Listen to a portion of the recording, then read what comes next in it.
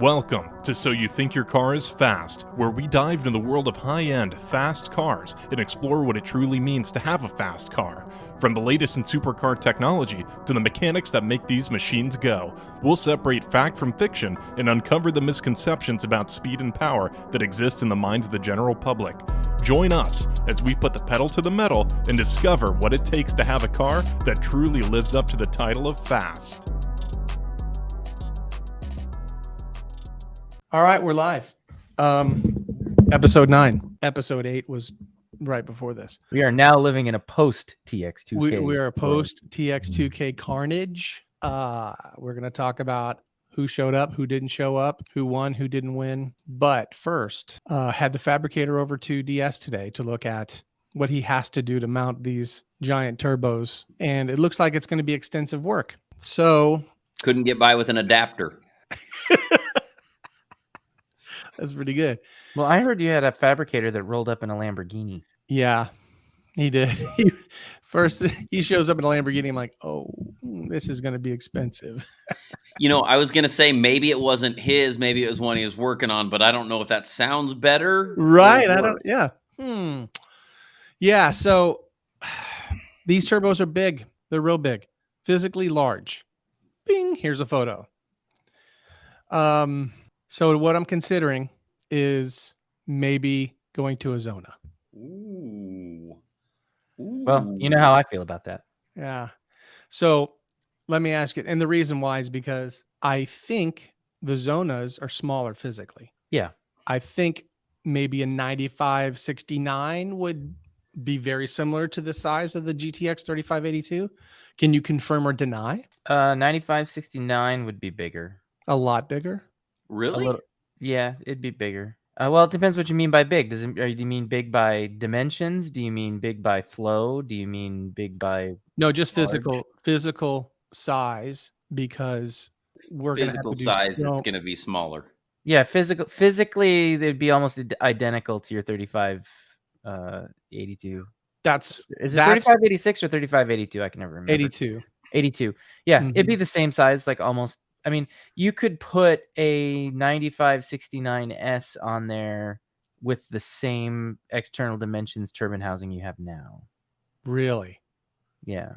So we're talking V-band to V-band direct bolt on. It would bolt up. I mean, you might have to change some things because the compressor housing is different and the center cartridge is different. So it'll be aligned a little differently maybe, but yeah. Aligned differently is no biggie. I think the V-band connections are different. Well, they are, but he has a tile turbine housing on his Garrett turbo. Okay. This was, I guess, before they started using the Garretts, right? Obviously, 5 years ago. Well, I don't know exactly what the genesis of that is. I think that's just what AIM had and what they were using at the time. Okay. But you know, the tile V band has been around. I mean, since I first saw them in the early 2000s. I don't know how far back they go, but it's a long time. Yeah. And you know, Garrett has always had, Garrett turbine housings too. Mm-hmm. So I mean, it's just kind of luck of the draw, I think, as to what you got, unless you were, specifically going out and looking for something. Okay. But even worst case, from a fabrication standpoint, you're talking about changing flanges, right? Flanges. Which is what I thought I was going to do, which is no biggie, but I'm changing collectors. I may have to move the turbos up like near the intercoolers now. I mean, here's a video of Alex looking underneath the car right now. So I don't know. Yeah, I guess I need to talk to Robert or just talk to you, Dan. I mean, I already have the G40s in my possession, so I'll need to return those if I can. I'm sure they'll give you a sticker. Yeah, and then Jimmy Schomburg can say I'm officially a Xona car after that. Yeah, well, there's a couple of different options. You could do the 9564. You could do the 9569. What about the 10569? You could do a 10569. I don't know of anybody who's run those. on Porsches. I mean, it's big. That's really big. Somebody Physically has larger? Is it physically larger, the 105? No, it still fits in an X3C. Well, you'd put it in an X4C, but So what I'm asking, Dan, is what should I get? You know, I know anything bigger is going to be lazier, but I can overcome that. But I don't want to go back to these events with the same power. Full disclosure, I'm biased.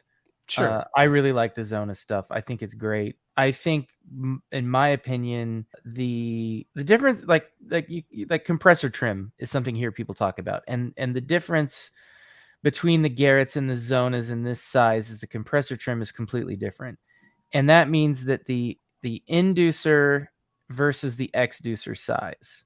So the inducer is usually what people reference, which is the small side of the compressor wheel. When they're talking about how many millimeters is your turbo, people are like 62 millimeters, 66 millimeter, 80 millimeter turbos, like big ones, right? Mm-hmm. But you also have the exducer, and that's the larger, the overall large end of the compressor wheel. And the Garrett wheels and the G35 and to a certain extent G40, they have a really big inducer, but their exducer is relatively small in relationship to it, and so it's kind of a compromised design in that sense. Like, Garrett's a really big company, really big OEM. Most of these wheels that they're making are targeted towards some sort of industrial application, and then when it goes into the racing side of the program, they kind of pick from that industrial catalog and put together combinations that they think will work well. And they're very, very good at it, and they're very, very good stuff. But, Xona is making a turbocharger purely for racing, and they don't have any of the restraints that an OEM manufacturer is going to have. So, like, for instance, one of the things that Xona turbos do is they make lots of loud, fluttery turbo noises, which we like, but OEMs do not like. And so there's lots of, again, there's, just like we were talking about trade-offs, there's trade-offs in turbo design. So, I think in that size range of turbo, a Xona turbo will outperform a Garrett turbo, or, make a really strong argument for being able to do so. So I'm excited if you think that's a good way to go. I'm going to go ahead and text Amber from Force Performance right now and ask her if I can return these.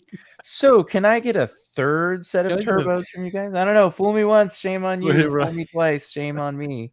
They might call you and try to figure out what you're doing. That's what they did last time I think what you need to do is call up, hello, this is Robert from Force Performance. I'm looking for Todd Knoll, and have a chat with him and tell him what you want to do. Okay. Because the guy is a turbo cyclopedia.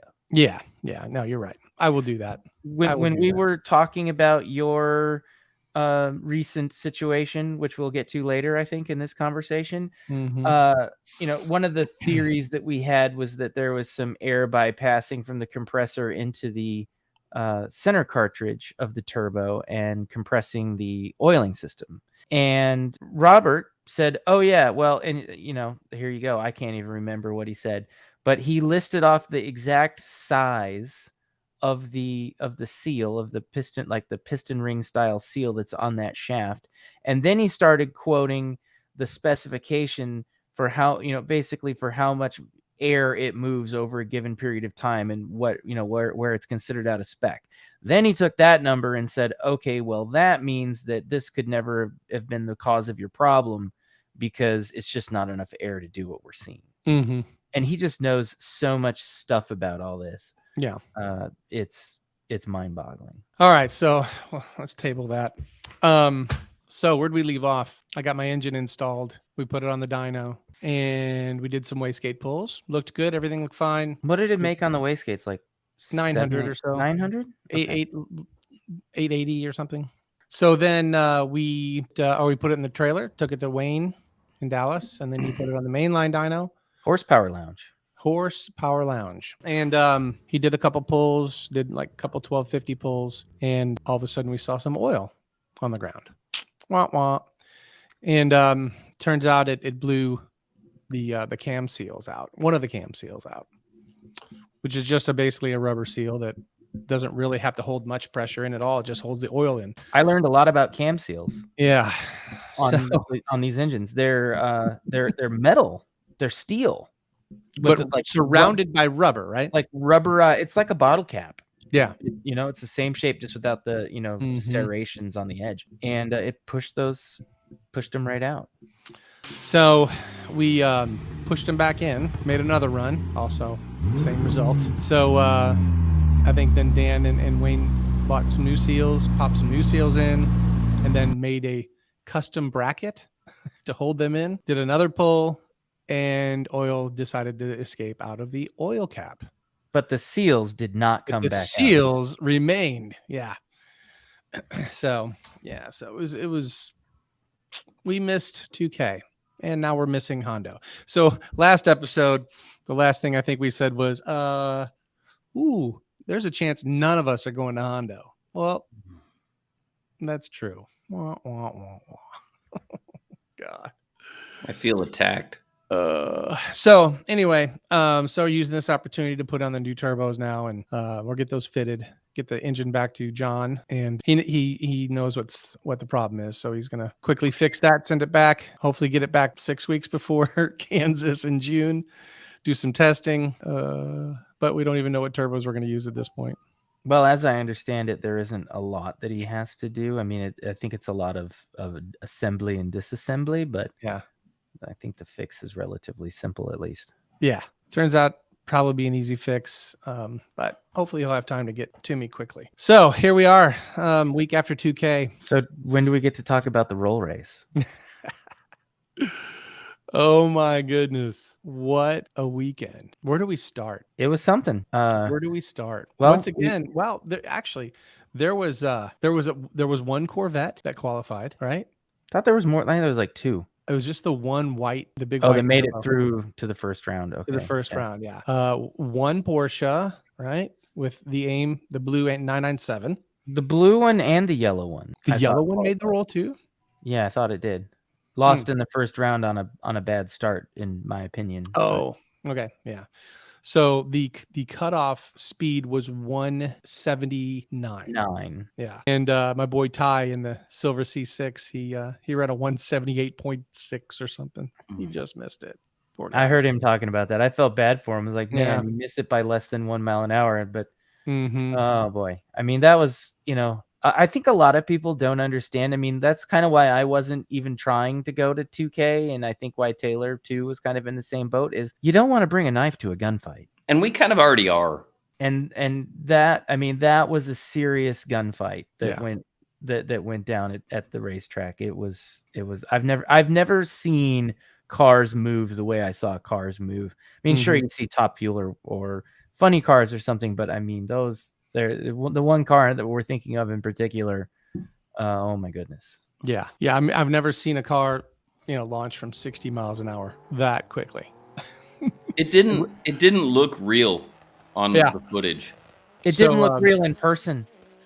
Yeah, no, you're right. We were blown away, jaws on the floor. What just happened? So we're talking about Billy's GTR, built by T1, and the one race we're talking about was I think against David at Dallas, right? The green Huracan, and even though David lifted, and that car ripped, saw him go and said, "Uncle."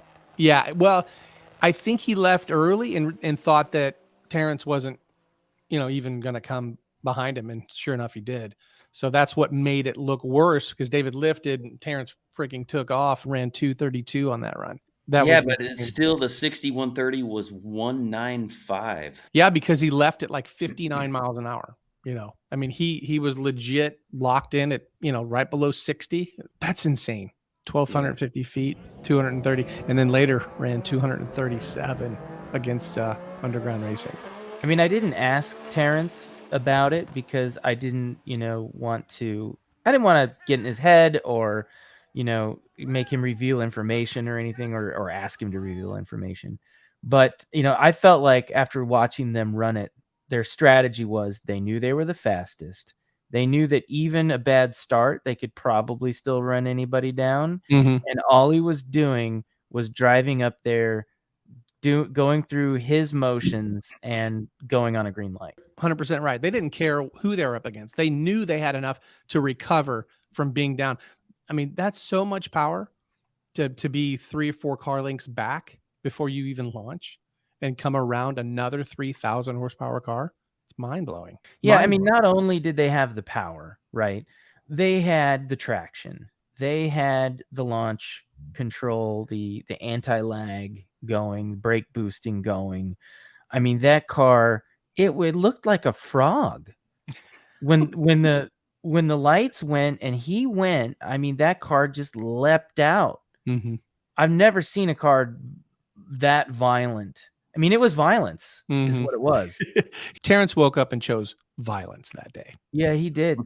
He did. I mean, it was, and everybody wanted to see it. It goes all the way back to Texas Invitational 2017, and going back to that race at Caddo Mills, where a green underground racing Huracan decided that it was not only was it not going to pace Tony P, but it was just going to go as soon as it got into the starting area. Mm-hmm. And they had several false starts, and then eventually I think the guy just hit the green light because out of frustration trying to get a race, and Tony lost the race. And the officials huddled, and really the decision was it was a bad start. The green light shouldn't have been triggered, and they wanted a rerun, and UGR refused to rerun. They said, no, it was a green light. We won the race. We don't want to rerun.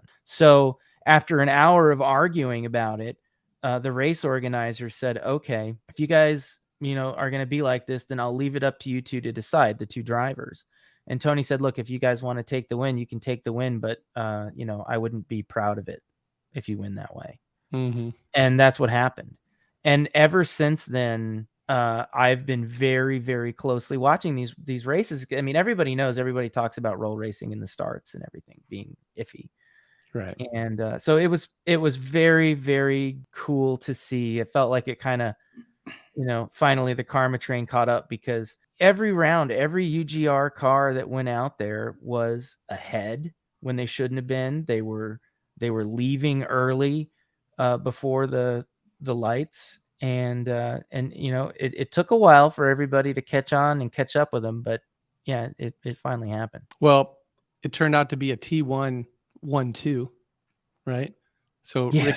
Ricky got paired up with Terrence, that car, in the finals, and they would they do like a 45-mile-an-hour victory lap? Yeah, I think they just coasted the cars down the track. Yeah, I think they did that because they were going to drag race those cars the next day. Yeah. And like we said, what'd you say? Engines only go spin, spin, spin until they go spin, spin, clank. They go clank eventually. They can only spin X amount of times. Yeah, you can either run them low RPM and run them for a long period of time, or you can run them high RPM and run them for a short period of time. Yeah. Now there are things that you can do to reduce the amount of spins an engine makes. Yes, that is also before true. It goes clank. Yeah, I can make them go clank just like whenever. I'm good at it. I'm good at the clank. Just by looking at them, man. Yeah. So what else? So there was the red underground car, and I saw some. I think I missed the live race. You told me on the phone as I was driving up. Oh yeah, you were driving up. Yeah, I mean, I videoed every race. I mean, the first time in history that I've actually watched every race. But yeah, Casey veered right, kissed the wall on the right, and then moved left, and then backed into the wall on the left, and yeah, it was very tough to see, and no one likes to see anybody wreck, for sure. That car, no, I felt horrible for them when I saw it. Yeah, that car lifted the tires on the launch. Yeah, that's what happened. I saw another angle of it from the rear left, which we would have been from the front right, where our angle would have been. And it lifted the front end of the car up and just ever so slightly rotated. And then that just brought it, when the wheels came down, it brought it around. Speaking of lifting tires, did you see AIM ride a wheelie at like 130 in that blue 997? I saw it live, and the way my brain interpreted it was the car went sideways. But what really happened was it lifted the nose. Well, you know what's funny is I didn't even know it did a wheelie until I went back to look at video, and I'm like, did he literally just? Oh my! I did, and I captured it. I'm looking at my phone, all right, and I didn't see it live. I was videoing it, but yeah. So I'm like, oh, this is gold. Can't wait to post this. Yeah, well, I asked Joe about it, and he said, and I said something effective. It looked like it, lost traction in fourth or something, and he was like, "Did you see the wheelie?" I was like, "What?" Up close, that car is really nice. That Yeah. car is really nice. I mean, air shifted sequential.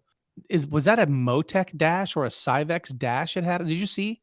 Yeah, it was the same dash that's in my car. It's a Okay. Motec C127. So yeah, the car it's just really pretty. It's a really pretty car. I'd be proud of that car. It's came out and qualified at 195, which is fast. 196. 196. What? Okay. And then in eliminations ran 205. The car, although very fast, it doesn't launch as hard, I guess, as it should. They're thinking about, I would imagine, putting nitrous on it, but yeah, it was a little lazy from the start, and probably why they lost. But man, it would be nice to get a lot more P cars going 200 at these events. Yeah, 205, and I think he had more for sure. Still insane. So let me see what else. My car made an appearance at Texas 2K. Yes, it did. Everybody kept asking me, "Where's Taylor? What? How does car do?" I go, "Man, it sat there really nice. It sat on that trailer. It behaved itself. It misbehaved when it got home, but it. Yeah. So drag racing. No, we didn't stick around. No, but we did see that Giddy did pretty well. I think he lost in the finals. Is that right? Miles Kerr stick shift won the elite 6 speed. I mean, what? Integra. 195 miles an hour. He beat Grubworm and Granis. I mean, and Garrett Mitchell. I mean, he had Guardian Angels out for him. Yeah. But I mean, that's why you race, right? I mean, yeah. If it was just what was supposed to happen on paper, it wouldn't. That's not what happens. And this is why I signed up for the Super Roll, because anything can happen. That's right. I mean, just showing up at the starting line gives you a chance to win. Right. Hey, you know what you didn't mention, Todd, was the difference in qualifying speed from last year to this year. Oh, well, yeah, it was 179 this year. Last year was 184. So it's only 5 miles an hour off on the shorter distance. Mm-hmm. But the elite cars went faster. Yeah, it's wild. It's kind of like we were talking about. We knew that, UGR has a long history of having more power than they actually use. So we kind of knew that they would at least probably be able to go as fast on the shorter track. Mm-hmm. And I think they ended up going a little bit faster. Well, you know what I heard? And this is just what I heard. I heard that they put smaller turbos on for this event because of the shorter distance. I don't know if that's true. This is how rumors start. I know. I don't know if it's true or not. Know what I heard? This is what I heard. But I heard that from a reliable source. Yeah, that's not just some internet troll. This is someone who would probably know. So maybe they had a strategy and it didn't work. Although one underground car won by default. He bide his way, and each car he raced broke out, and so he won. Sebastian Robles. Tag was driving. I didn't realize that's how that ended up. That's funny. Yeah, I think yeah, he never won a race, but he won the event. He won his class. Mo came in second in the Unlimited. Was Unlimited? Yeah. I don't know what class, but did you see Patrick's GTR, the Jotech GTR? Yeah. Did he? He drag raced. I don't think he roll raced. Yeah, right? He just drag race. I thought he won something. He did. I saw a he posted a photo of something. I want to say he ran a 7.4 or 7.7 is the numbers that are stuck in my mind. But 7 anything in the quarter is amazing. Yeah. Wow. And it was almost right off the trailer too, because I know he commiserated with me a little bit and I mean, he said his car was down for a while. So After 2K? No, before this event. Oh, okay. So this was his first event on his new setup or whatever it is. I like Patrick. Texas 2K has announced that it is moving to Texas Motorplex in Ennis, Texas for the foreseeable future. What do we think about that? Well, probably none of us are going to go back, I guess, at this point, unless we change our minds or get a drag car. It'll be easier to get my car in the parking lot over there and leave it than driving it all the way to Houston and leaving it. I mean, it's been at Texas 2K 2 years in a row on a trailer. Well, it's 3 hours from me and what, an hour from you? Yeah, about that. I think it'll be wide open because the entire complexity of it, or complexion for those keeping track, is probably going to change. A big part of TX2K was always the off-track festivities, and so that is going to change dramatically. You're absolutely right. What are they going to do? Run up and down 45? I mean, they can take that. Yeah, you can go and do that somewhere else, somewhere in Dallas or Austin. It's not going to be. It will be no longer associated with the event. I don't know that it ever really was associated with the event, to be fair. But what I mean is they call them 2K pre-meets, 2K whatever, and they're not officially associated. Yeah. But I guess they're no longer going to coordinate the street racing part of it with the date of 2K, because it really doesn't matter. Yeah. Yeah. So I mean, that's going to change who attends and probably less Dodge Chargers. Less Dodge Chargers? Yeah, will show up at the event for spectating if they shut down the street races. Land barges, yes. Why don't more Hemis and Camaros qualify at 2K? I don't know. That's a really good question. I mean, they're fast, right? I mean, I don't know. I mean, I think the Camaro guys are faster than the Hellcat guys in general, but I mean, you don't even see Mustangs qualifying. You don't see Camaros qualifying. You don't see. But don't they show up for the drag racing portion? Tons of them show up for the drag racing. Yeah. So they're not really into the roll racing portion of it at all. No, I think just the car communities that are surrounding those are still way more on the old school side of things. Mm-hmm. It could be.